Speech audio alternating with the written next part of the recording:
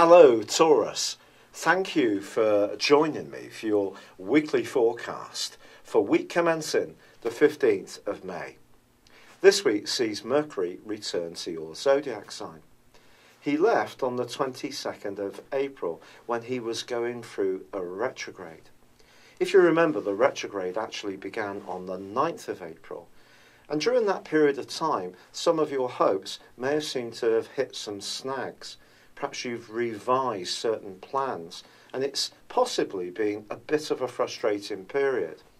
By the end of this week, however, Mercury returns to the same point that its retrograde first began, at 4 degrees Taurus, and you can really start to gain some traction. The Sun continues in your sign, but is in an obtuse angle with Saturn, the planet of structure, but also of restriction.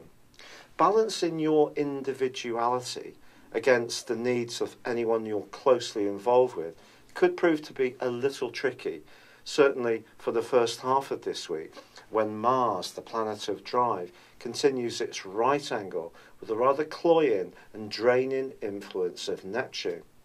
It's possible that therefore someone could disappoint you, but do try to keep the faith, because although your ruler Venus is hidden away in a rather discreet part of your situation, and it could see you thinking very nostalgically about someone from your past, she is forging a beautiful link with Neptune, and this can actually arouse your emotional, creative and even romantic emotions in a very, very positive way.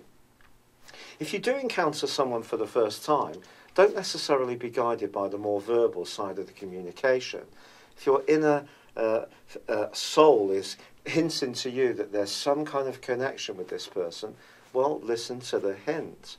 Now, Mars does continue a much more positive angle with Jupiter, suggesting that if you can get proactive about nitty-gritty issues, there is progress to be made.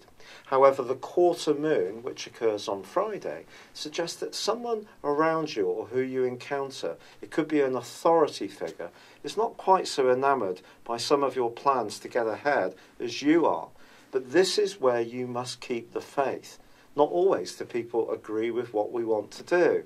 And your single-mindedness, which comes from the fixed nature of your sign, can actually stand you in really good stead, because by Sunday the Sun moves out of your sign and moves into Gemini.